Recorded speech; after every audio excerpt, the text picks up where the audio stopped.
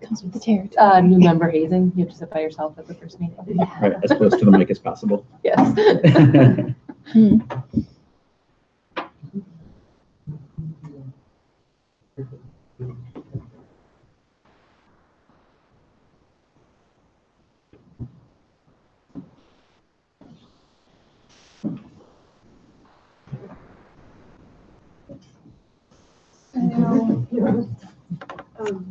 So is that the? Yes, it's the old forecast. Okay. And stand. Oh, go on that side. Okay. Okay. The girls come do it. Yeah. Yeah.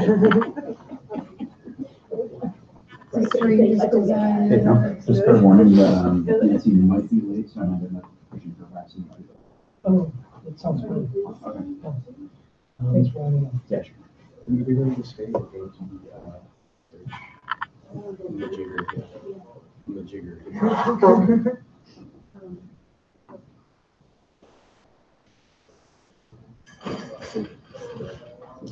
People. Oh. Really?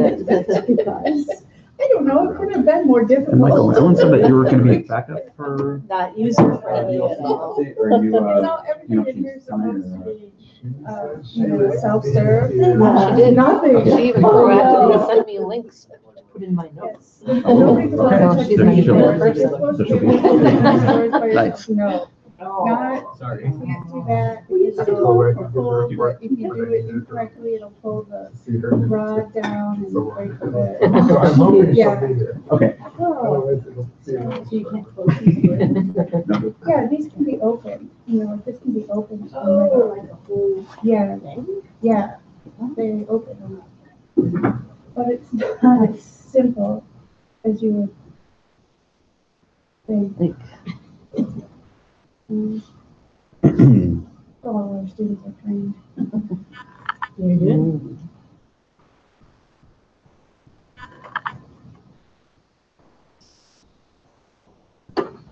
This is just a room full of rabbit house. Still chill. Yeah. Just-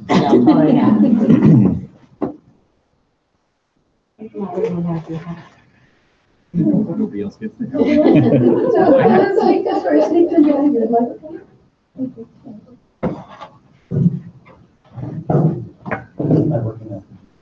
Lovely. Look at how She's going to submit. So when you Are we actively streaming right now, too, or are you?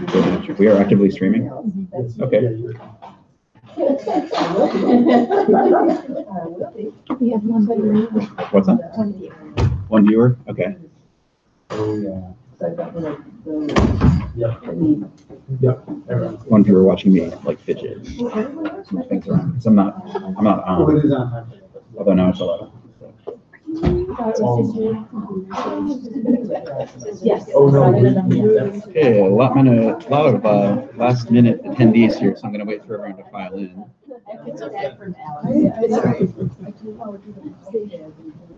Oh, well, whatever. I was just debating. I mean. Just note that the microphone is right here. We're trying to keep people on that side. Oh, So okay. you can figure Yeah, that there's a out. URL on the email. You can do the file with your phone, or in a different phone. You have, there's a two-step process, but it's all easy, you just have to know.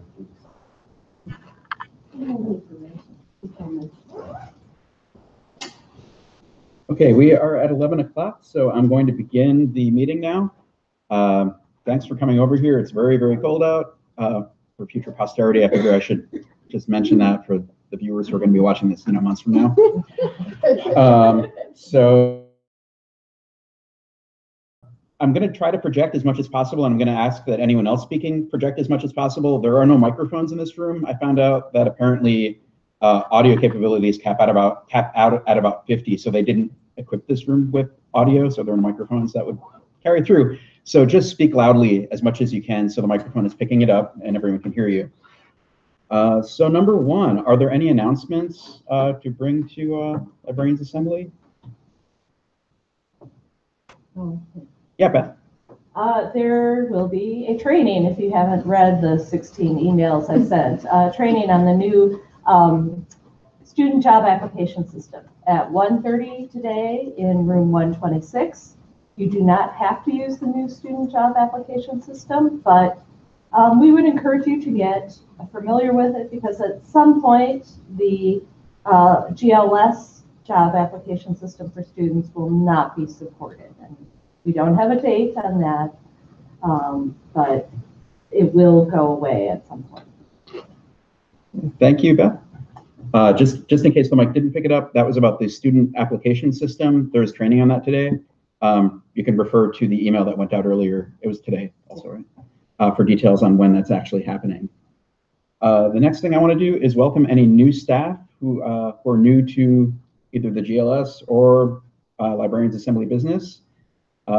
Is there anyone here who hasn't attended before? Yes. Would you like to stand up and announce yourself? Sure. Hi, everyone. I'm Megan Gallagher. I am the Executive Assistant to the Vice Provost of Libraries, and this is my third day on the job. Thank you. Well, thanks for coming. Is there anyone else that's new? I think I recognize everyone else in the room. So, did we receive any shout outs, Amy, since the last meeting? Sadly, we did not receive any shout outs. Everybody here, everybody is encouraged to submit shout outs from the Librarians Assembly website. There's a link to a form, or you can send an email to la-programs@library.wis.edu and tell us about some great things that your colleagues are doing or that you're doing. We know people are doing great things out there. Let us know about them. Do some shout outs. Nancy Graf Schultz was going to be next to talk about the title and total compensation work that's going on. She did indicate that she might be a little bit late, so we're going to switch things up. And instead, Tom Durkin is going to report on the Academic Staff Assembly. All right, hello everyone. So I'm going to be talking or giving some highlights from the Academic Staff Assembly meeting that was held on December 10th, 2018. So we go through this every meeting, but just so everyone remembers, the Academic Staff Assembly meetings are open to all academic staff. The meetings are usually held on the second Monday of each month during the school year, not in the summer, from 3:30 to 5 p.m. in Bascom Hall, room 272. The next ASA meeting will be held on February 11th. For the libraries, the campus libraries, there are many districts across campus, but for the campus libraries, we have 3 districts. For District 470 or 465, that's Tam Meshiba. Tom Durkin, am the representative for District 525, and Rebecca Payne is the representative for District 526. So I'm not going to go through all of the notes from the last meeting because some of them are not really relevant to the campus libraries. We have notes on the wiki for everything that was discussed. So if you want to take a look at those, you can, but I'll just go through a few. Probably the most important thing that was discussed, there was a guest speaker, Patrick Sheehan. He's the Director of Talent Acquisition and Retention in the Office of Human Resources. Excuse me. He was discussing revisions to recruitment, assessment, and selection policy for campus and draft personnel files policy regarding sexual assault and sexual harassment investigations and findings. So UW-Madison's goal is to be completely free of sexual harassment and sexual assault. So that's obviously a very good goal. Moving towards that goal, there's a new policy. Any reports of investigations of violations must go into the personnel file permanently. So that information will never be taken out of the personnel file. If staff quit during an investigation, the incident is added to an employee file and never removed unless the conclusion of an investigation finds that the person was found innocent. When references are checked, there's a new policy for that. So any sexual harassment or sexual assault information must be shared with other state agencies, and UW-Madison must conduct reference checks during the hiring process and must provide sexual harassment and sexual assault information to anyone who makes a reference request for a current or former UW-Madison employee. The other thing that is probably also going to be interesting to library staff, the Academic Staff Assembly now has what's called a committee tracker. So if you're interested in serving on an ASA committee, you can go to, I'm not going to demo it because it's just so extremely straightforward, just go to committeetracker.wisc.edu. You can add a personal statement about yourself, what you're interested in. You can take a survey that also lists your interests if you're interested in serving on an ASA committee, and you can see a list of all the ASA committees there. And then let's see if there was anything else that I wanted to point out. Yeah, so the provost gave a very short report at the very end of the meeting, and she just mentioned that there will be a tuition increase for professional schools and out-of-state students that was approved by the Board of Regents. And then there was like a long period of questions, and there were a couple questions that came up that were kind of intriguing. I don't really have any additional information on this, but I just thought this was worth sharing.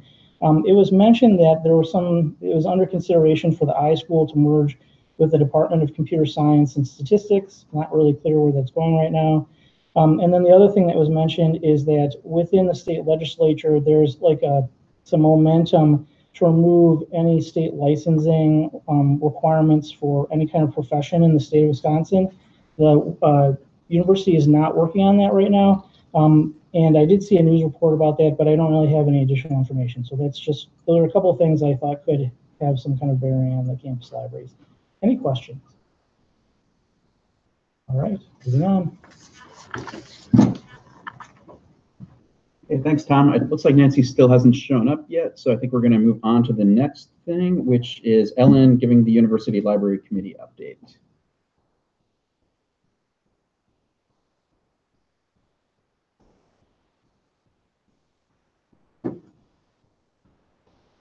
Hello. So those of you who don't know me, I'm Ellen Jacks, and I will be giving this update for the University Library Committee. So we've only had one meeting since the last business meeting here. So we had a meeting in December on December 11th. So I'll give you a brief overview of what we talked about. The minutes will not be approved until the January meeting, which will be January 23rd. And also, just as a quick aside, anybody who wants to stay informed with ULC activities may subscribe to the ULC info-lib list. And there are instructions on how to do that. I just sent to Anne. They'll be out within the business meeting minutes.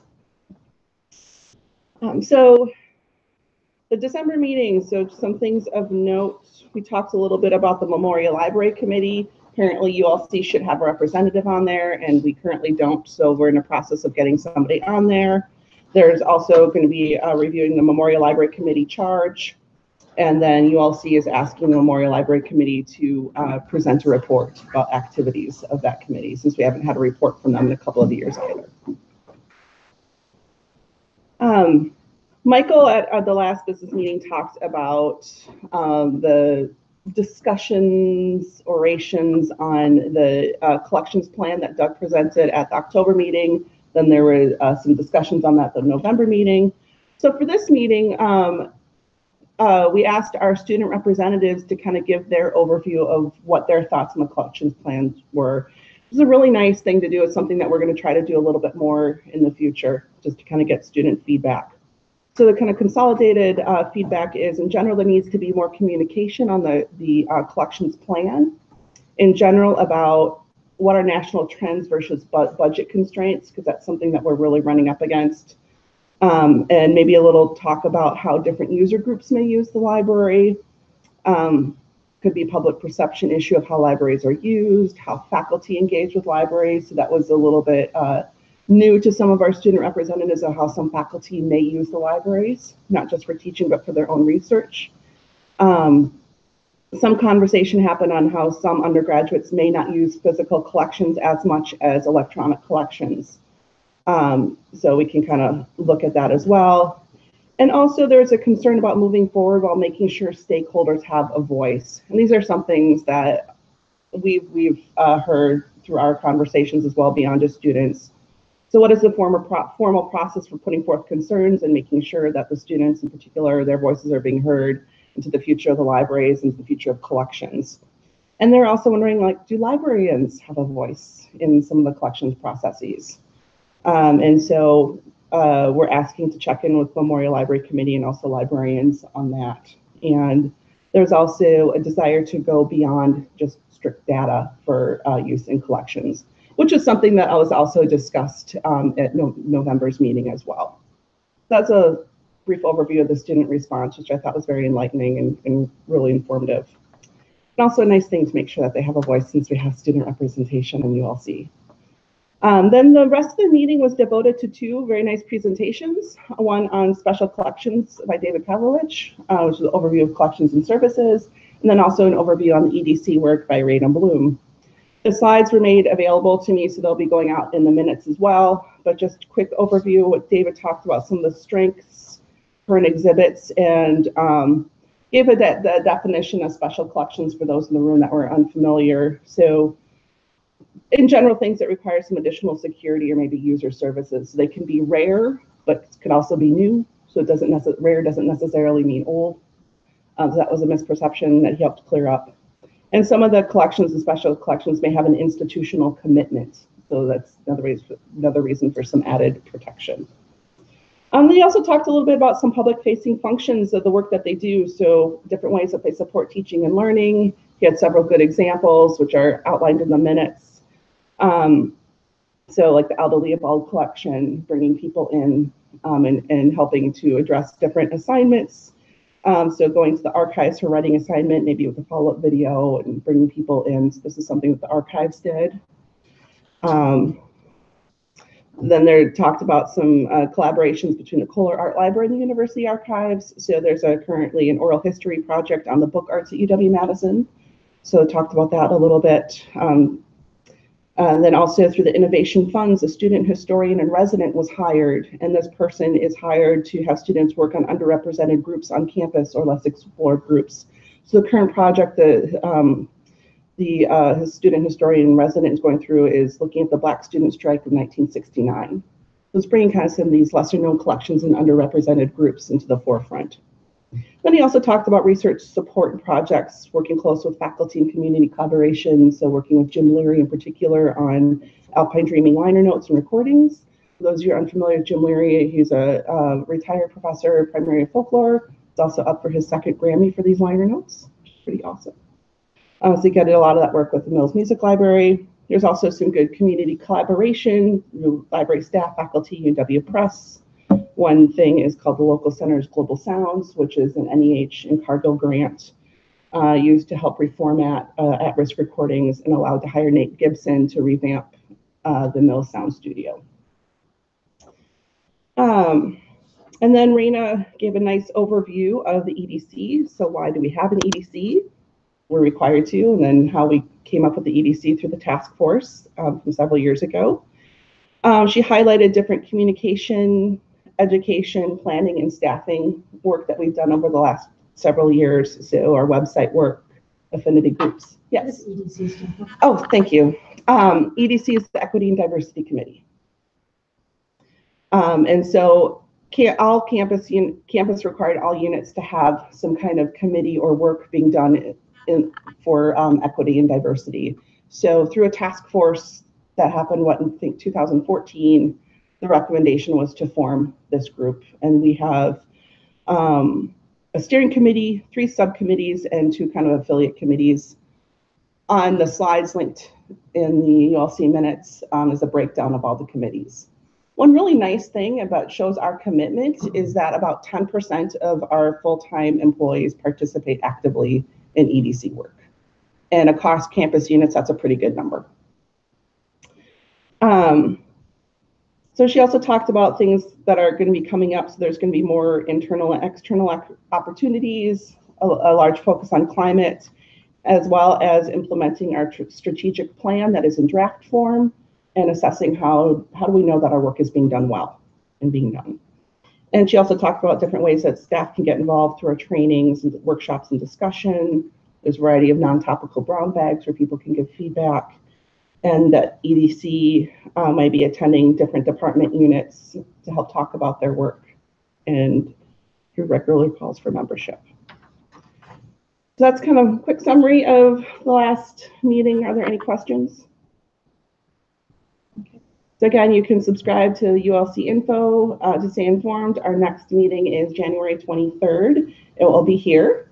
And we are now meeting the 4th Wednesday of every month at 9 a.m. Location varies.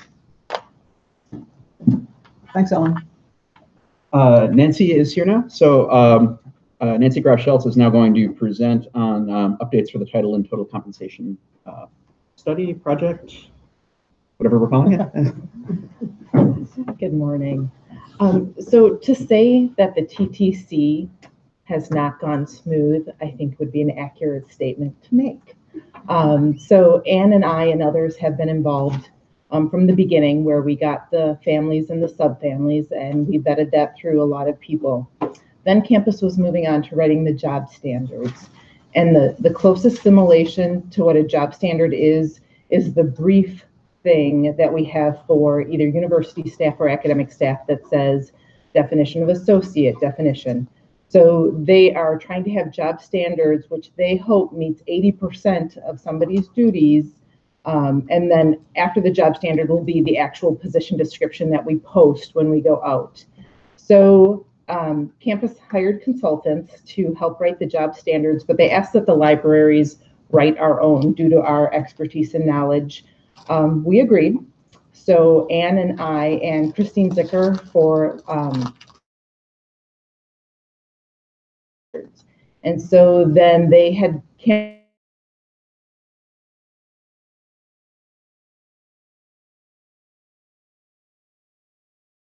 review the job standards. So to be very honest, we got to the training, and the job standards we were given for the libraries to review looked nothing like we had submitted. 90% was not identifiable work that we had done. And so this was a problem. So we got the ears of the people in control of the program and said, this is not acceptable. You put this work out there as work we had done, and it is not work we had done. And so basically we are running our own track now. All of campus is doing this over here. IT is doing something a little different because their reality check wasn't aligned either. And libraries and museums are now moving forward doing our own thing. So what we are doing is when Anne and I and Christine wrote the original job standards, there was no training, there was no packet, there were no guidelines. So we took what we had, which was a lot of, as I likened it to them, you gave me all the parts to the car, but you never gave me the manual on how to assemble it. So it really, so we had all this data. I've looked at Penn State, Virginia, all these different things, but how to use that information, put it together, we did the best we could. So then when they asked, when we met again for more training to say, no, here's the format we'd like them in, we got a really good packet of how they'd like to see it and the guidelines.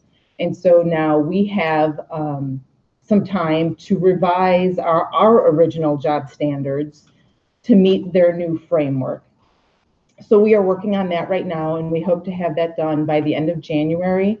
And then different from the rest of campus, where they're all being asked to fill out a Qualtrics survey to analyze their positions, we're actually going to gather, it's not going to be whomever wants to come, it's going to be an invite only to wordsmith our job standards to make sure we cover everything. And then campus has said, because I have said, when does everybody get to take a look at these before they're final? Campus has said, after we do the wordsmithing and we give them that version, they will be rolling it out to get feedback from everybody in those titles to say how it works or doesn't work. So campus has kind of thrown away their timeline. I think this is a bigger task than they even understand. I mean, think of it, on any title, having 10 people fill out a Qualtrics survey where you can write whatever you want and then synthesizing that data. Wow. So not my problem. We are working closely with Christine and Anne and I to move the libraries and museums to a better point. And I actually think as we move through this process, we'll be in a much better spot because we will have people looking at it early on and in small listening sessions. And we can tell you the parameters, like, they will not tolerate laundry lists of things like I do A, comma, B, comma, C, comma, D. So we have some parameters to guide, but stay tuned. Probably in the next 3 weeks, we'll try and be reaching out to supervisors. So when we have these feedback sessions, we want varying levels. So it's not like we're going to have all supervisors giving feedback on the librarian title. We want librarians, we want supervisors, we want people from different units, so we have a wide variety of feedback, and we can make the best job standards possible. And where we have points that we can't resolve, like we really have concerns, we need to bring those to campus and say, we can't resolve how to reflect this. And once again, I think we're going to be in the earlier stages, and so a lot of the questions we bring up, they're going to have to wrestle with for all of campus at a later date. One is, where in these job standards, where is the campus one sentence to reflect equity and diversity and inclusion? Where is the one campus sentence that should be for anybody who has supervisory duties, so we all don't use a little different one-off thing? We don't have those as of yet, so I'm sure those will be coming as they look to standardize them across the way. So stay tuned, and as you see messages or you talk to your colleagues across campus, the libraries are different. So if they're doing one thing or they got to do a Qualtrics and you think you're missing out on something, we are doing our own thing here. So any questions? So for those library staff who do not have a librarian title, what's happening with that group? So for those, what should they expect? So right now the subject matter experts, so pick not even IT, because IT is IT. So that's most of the LTG group is IT. Yeah, so they're figuring it out yet. So the information I heard back in IT is that the people who were on the main committee said, whatever happens, we need these delineations. And then when the info came out, what they had asked to be done wasn't reflected. And so the task was monumental. How do you divide these duties when you haven't done it on the forefront? So I haven't seen anything saying how IT is moving forward. I know it was back at the campus consultants level. Mm-hmm. So for IT, I can't answer. I don't know. But the subject matter experts will be involved at some point, and then it should be rolled out to everybody, just like for every other title. That's what I'm being told. Could you explain a little bit more what the phrase subject matter expert means, like for the? Sure. So for subject matter expert, so for the libraries, it was everybody who was on the original job TTC committee, which, oh my gosh, which would be Maren Meyer, it would be Jesse Henderson, it would be myself, Christine Zicker, and Maren Meyer. I'm missing somebody. My apologies to whoever I am missing. That's our. And then they opened it up to everybody who had served on these committees to say, so like I had a chance to say who should be our IFT subject matter experts. So I went to Lee and said, whose name do you want added to this list? And so so people, and it wasn't widespread. So you never got the email that said, hey, you want to be a subject matter expert? But they tried to reach out to those involved in the process and those involved in IT or whatever area to say who needs to be added to this list. They extended, so the subject matter experts were supposed to be done with their work by the end of the year. I think their return rate in Qualtrics was extremely low, so now they've extended it through the end of February. And I'm not going to lie, what they're asking these people to do on Qualtrics is entirely time consuming. And so I'm not sure a lot of people understood what they were in for when they agreed to be a subject matter expert. So if their response rate doesn't go up, I don't know what their next step is going to be. So. But the libraries, archives, and museums will keep moving forward. So we're going to do our thing. Any other questions? And as we move through the process, I will, it's all sitting in Ann and Mai's lap right now, but I will try and keep the libraries up to date as I possibly can. So if you hear your colleagues talking about it, and you please know that this process is different from the rest of campus. So if there seems to be a disconnect, yes, there is a disconnect. Okay, thank you. Thanks, Nancy. That sounds incredibly complicated, so thank you. It looks like we lost our wireless connection, but I believe Heather was up next with an update. That's Heather Shimon with an update on professional concerns, and Cassie. If you're okay going along, I can kind of re-establish the wireless if you want to talk while I do that. Okay, yeah. Okay. So hello everyone, I'm Heather Shimon. I'm a librarian at Steenbach Library.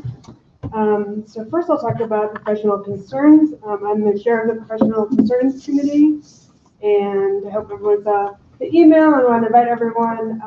After this meeting, we'll have a quick 15 to 30 minute Add 15 meeting where people can gather. We can have an informal listening session. If you want to continue conversations or questions of things that happen here, you can bring those up at the Professional Concerns Committee and we can talk about them more or get more information that you need.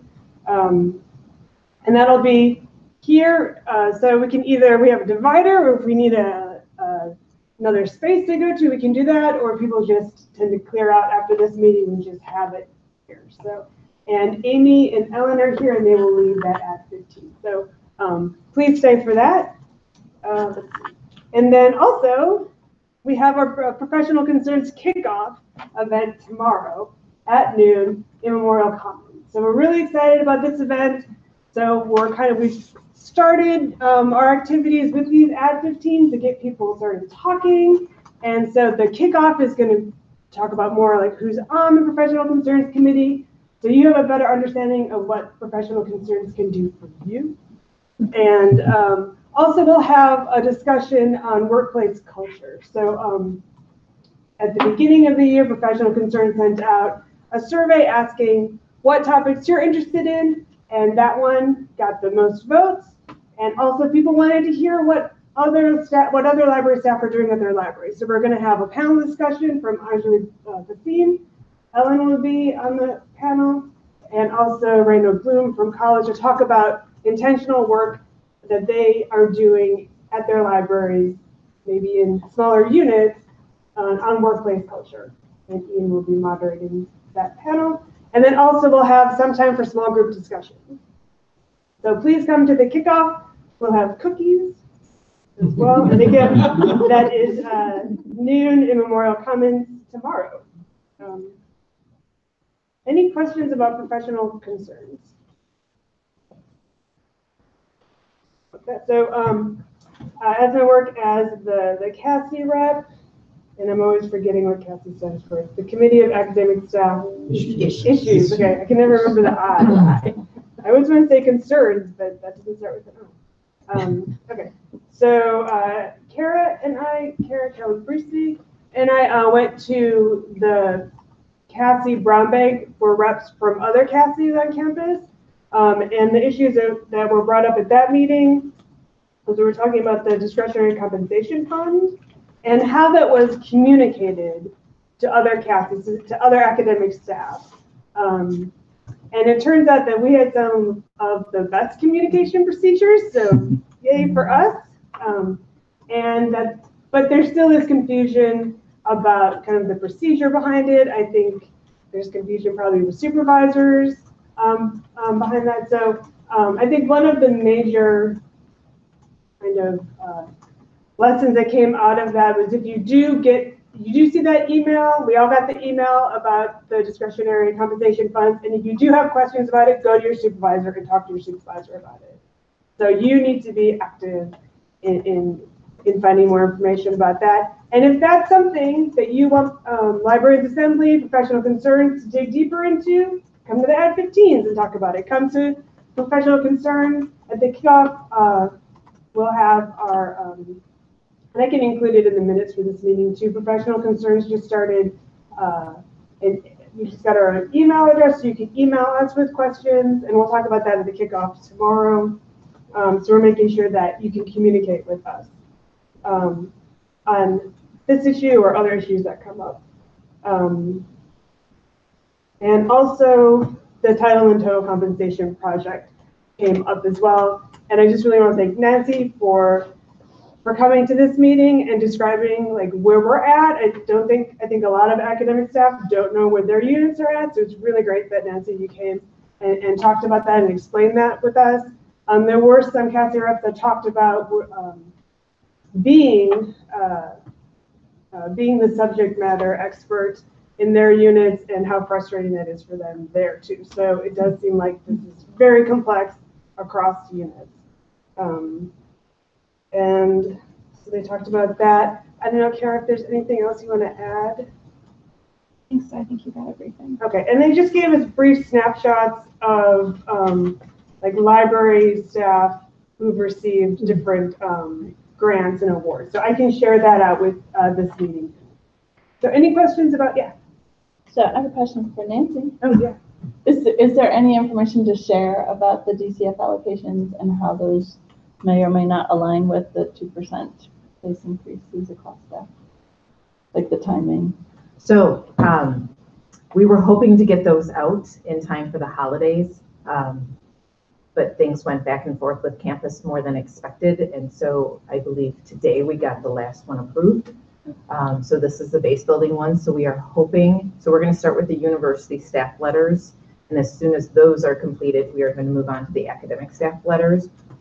Hoping, fingers crossed, no promises, that it'll be by the end of this week. And then we are starting to talk at exec about moving forward on the performance bonus process. So guidelines for that will be coming out in the next 3 weeks, let's say. What people have to understand is that the 2% raise was determined back in July. So even if you get a DCF, your 2% is not based on that new rate. It was determined way back then. And so if you're doing the calculations and things don't map out and you got a DCF, I understand, because and so we were very careful on the language we used in the letters, where we're kind of just telling you the lump sum, and instead of trying to explain the 2% that doesn't really reflect 2%, et cetera, et cetera. So, so supervisors who are out there, if you get these concerns that the letters don't seem to add up if they're trying to do 2%, that is why. Any other questions about Kathy's or professional concerns? Awards? Thanks, Heather. We got the streaming working again, which is good because Pamela actually has some slides to show. Pamela O'Donnell is going to talk about the Treasury.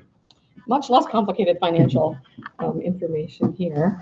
So let's find a mouse. Treasurer's report. We had a starting balance of $100 in savings and a checking with $1,591.88. We have had expenditures, and so it's the programming committee. I think you'll hear about their activities in our next report, but they've spent $58 providing us with snacks, treats for the book sharing and Eat Talk runs. And so our current balance is $100 in savings and a checking balance of $1,533.24. We have not had anyone submit their dues, although you're welcome to do that. I think most people. And if anybody have any questions about expenditures, I got to write checks, so great. So, however, I think we might need to explore at some point the fact that checks are really hard to manage, and maybe Venmo might be something that the library is considered. We'll have to wait to see. Okay, thanks.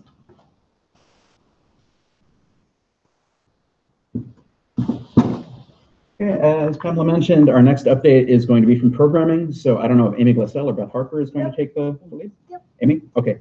I'm Amy Glassell, update from program committee, which currently includes Beth Harper and Mai Zhang, who's also part of the program. So first is actually an announcement. The 2018 book sharing bibliography is now available on from the Librarians Assembly website, and we'll include a link in the minutes. So yes, thank you for everybody who contributed to that. And thank you to Karen for pulling that all together. It's great. So we have some tentative dates for upcoming programming. Friday, February 15th, these are Eat Talk runs. So 2 are scheduled for the spring.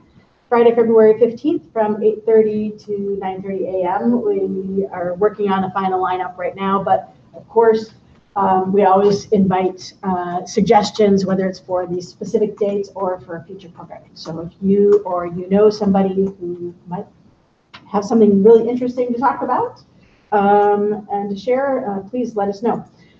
Next one after that, Friday, March 15th from noon until 1 p.m. We try to alternate between an early morning and a noon hour one. I believe we're looking at both of those being at Memorial Library in the Commons. We do now have a date for Librarians Assembly High Tea. Will be Wednesday, April 24th from 2:30 to 4:30. So it's a little bit earlier than what we've had in the past, but that way the finish time is for folks who, want to fit this into their workday. So hopefully that'll work out. More information will be coming on that. Including, we'll be sending out an email program committee about the awards, the recognition awards and categories that have been used in the past and whether we want to explore expanding that list. I won't go over the whole list here, but we'll include an email to everybody of the last year's awards and to see if there might be new opportunities for that. We're also looking at having a librarian's lunch. This is a get to know your colleagues kind of very informal situation. We're probably going to look at May after school gets out. There's lots of stuff going on in the spring so far.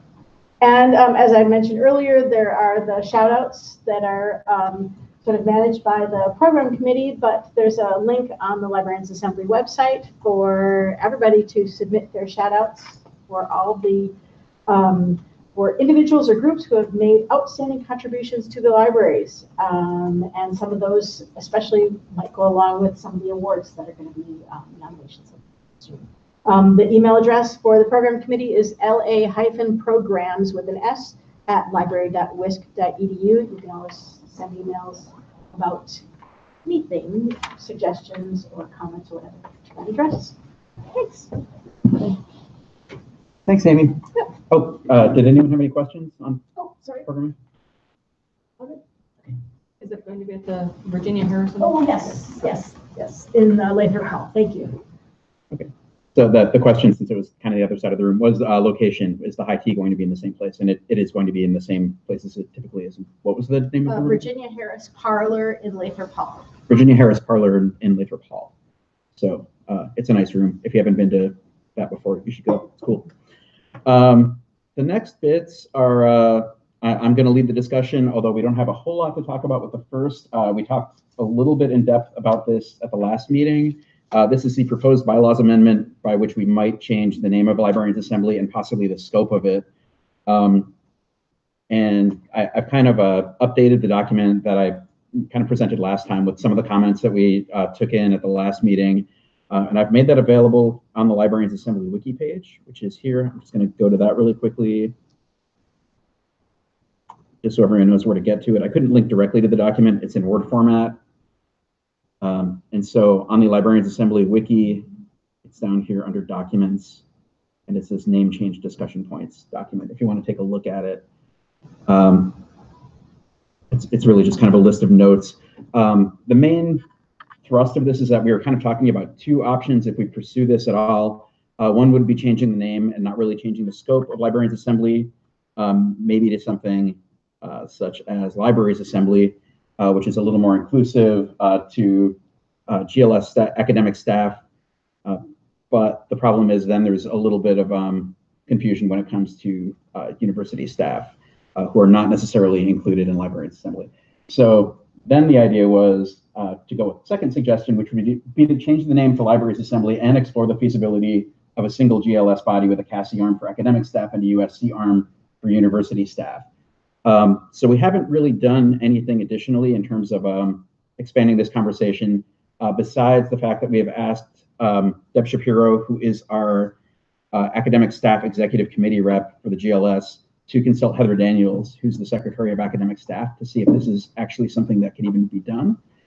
And beyond that, once we get an answer on that, what we're planning on doing, that is the steering committee, is sending out a survey to everyone in the GLS to kind of figure out where people stand on this. If, in particular, university staff think this is a good idea and it would represent their interests adequately. So that would be kind of the next step. We haven't really gone past that point yet. We kind of want to get an answer to see if it can be done first. Yes, Heather. I just also want to put out there that at the CASI meeting, there was a lot of activity to invite university staff into other CASI activities. So it does seem to be a trend across other units to partner with university staff and get university staff involved. And you should probably mention too why suddenly this is an issue. Because they were non-unionized. And so that's why this has become an issue, right?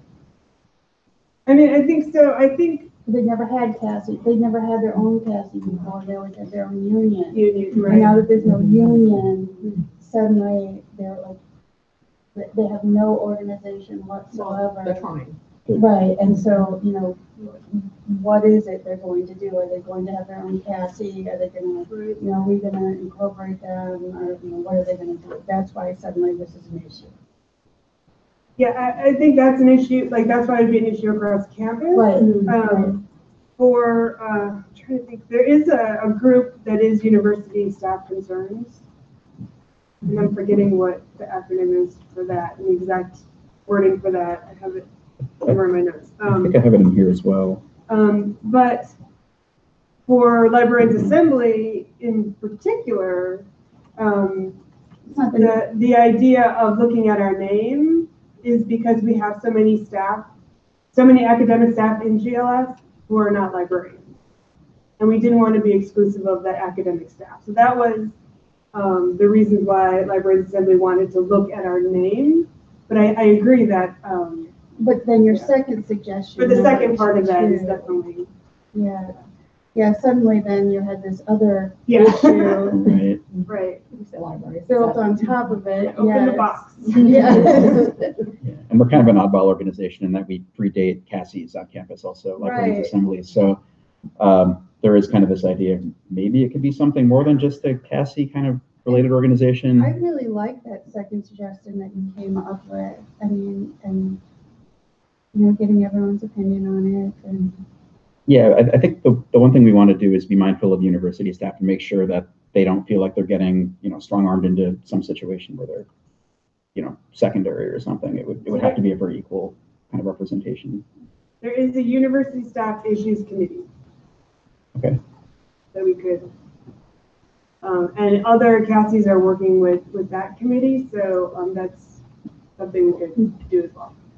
Heather, what's the scope of the university staff issues committee? Is it don't know. campus-wide, or do they have? I mean, it was just kind of brought up, like one group would say how they're gonna work with their university staff issues committee, but then we didn't go into conversation about that. Got it. So that's something to look into. Okay. So as I said, the next steps would be hearing back from Deb Shapiro to see how feasible this is within the context of Cassie's, and then getting a survey out to make sure that everyone is kind of has a say. Yes, Steve? Are these two suggestions mutually exclusive, or could you vote on the first and then keep working on the second? Or are people with the sense that if we're going to do the second, let's not do the first until we do the second also? Well, I think the second kind of includes the first. It would Yeah, be. no, I think it sounds like it does. So I'm just saying, would you do the first and then while continuing to? I guess that would be a separate conversation too, because changing the name to Libraries Assembly, while it does include non-librarian GLS academic staff, it doesn't include university staff, and so it's sort of a misnomer still. So I'm not sure if we'd need to discuss whether that would be an issue too, but maybe. Oh, I was just gonna say, except for it doesn't, because it's just the name of the organization as opposed to its functionality. So it, as a name change, Librarians Assembly, I mean, yeah, so I don't know, I mean, in that sense, that a name change doesn't, depending on what's done in the bylaws, I mean, the name change is just a name change, regardless of who it represents or, yeah. Right, it could be strictly cosmetic, but then there are connotations, and I think. Yep. But and also, I mean, these aren't the only two suggestions. We could certainly come up with additional suggestions based on what we get in terms of feedback once we get the survey out there. So, just some things to consider. And then the last topic, I have virtually no format for this, but it's something that we've been discussing a lot in the steering committee. Kind of the public computer login discussion, since we're undergoing this fairly considerable change in terms of how our public computers are being used in terms of the tier 1 switchover. And so we're not exactly sure where Librarians Assembly fits in with this, and we didn't want to issue any kind of response or suggest anything as a steering committee, because that's not our role. You know, we're working with everyone else in terms of figuring this out.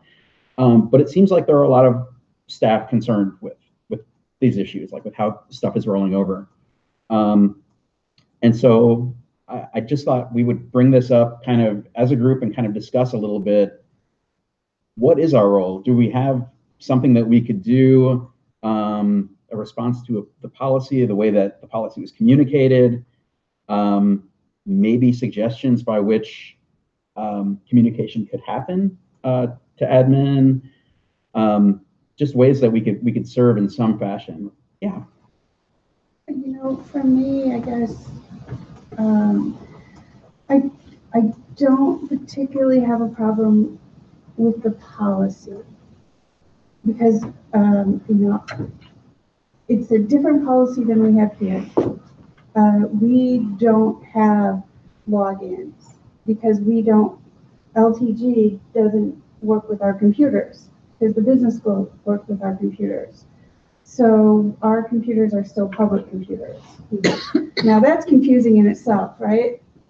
Yeah. That we have a different policy at this library than at other libraries. So that's one issue.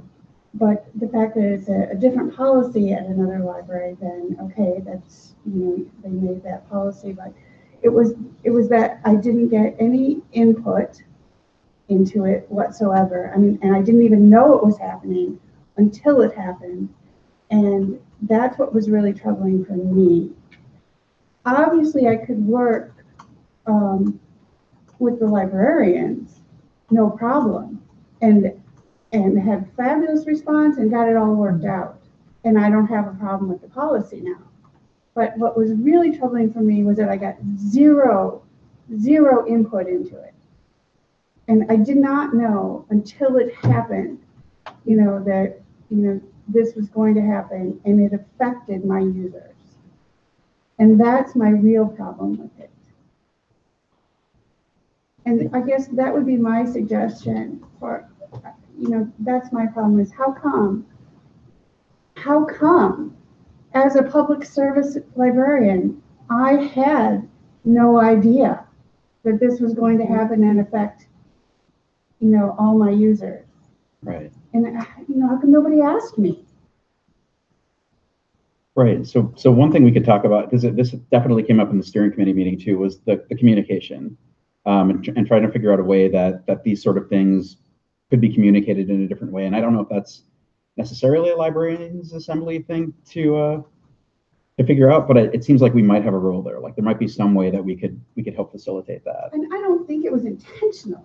Yeah. You know, that's not the thing. I don't think anybody, you know, meant to cause problems at all. That's not what I think.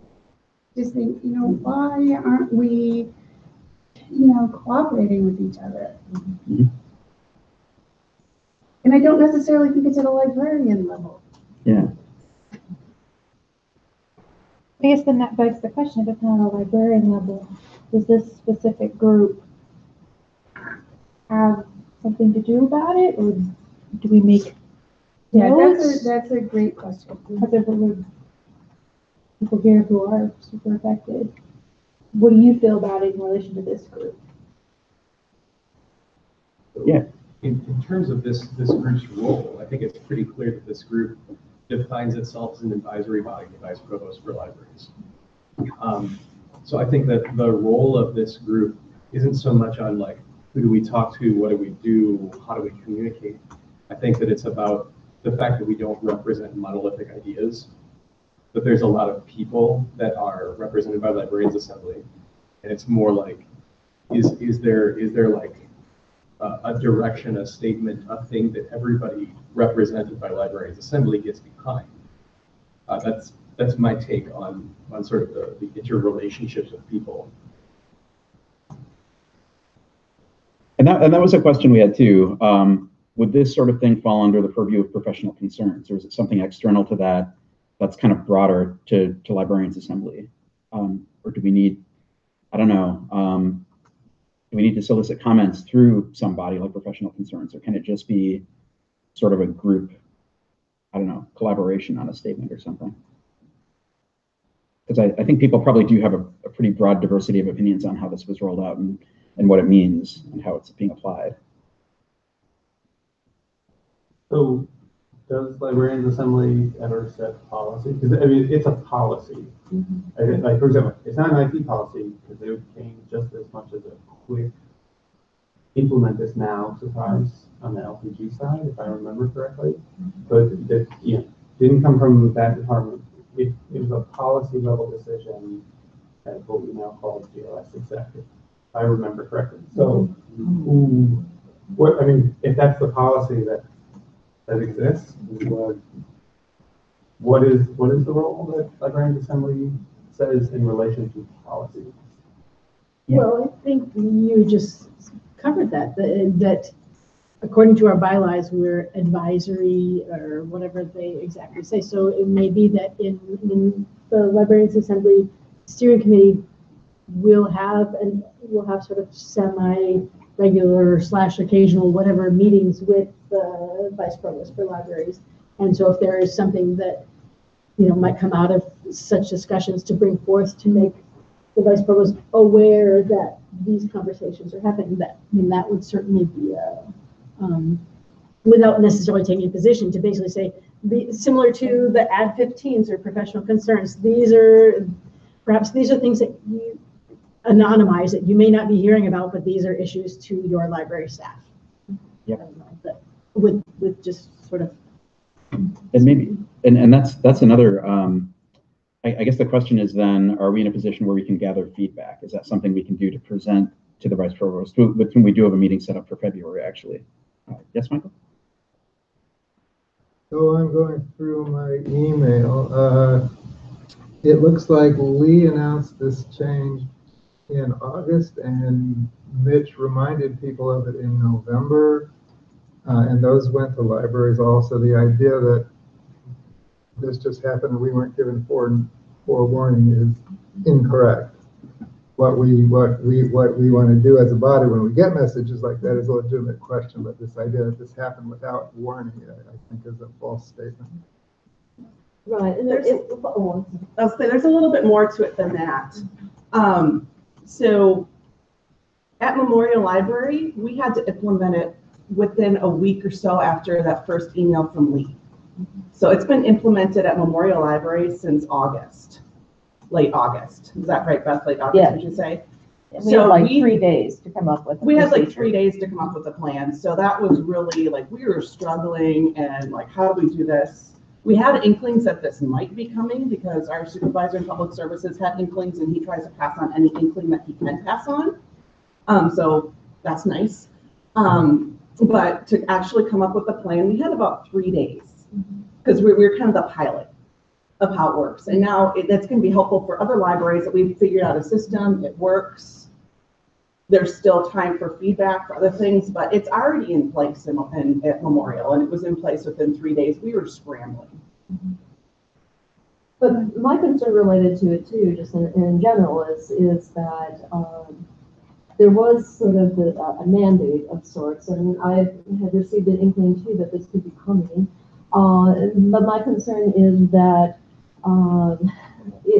there's this approach that there's a one-size-fits-all for this concern, and that's where many of the rest of us were not at the table really to advocate because we very much have some user groups that are significantly impacted in different libraries, and I think a larger assembly such as this does enable us to at least wrangle with the different instances, because we do have representation that comes to this group from our different libraries as well. I think it does give us an opportunity to advocate a little bit more effectively regarding these particular types of policy concerns, and I think it well suit that this group do that. And that's not like we didn't have warning that this was coming, because Michael's right. I mean, there were several messages about this, but yeah, there wasn't really a forum to say, well, hang on, or a larger forum to say that what applies maybe in Memorial's instance might not be the case for us. Beth, did you?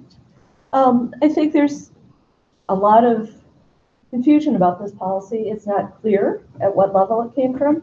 I mean, I have talked, maybe other people have also talked to other UW system schools where this has been the norm for ages, that everybody logs in.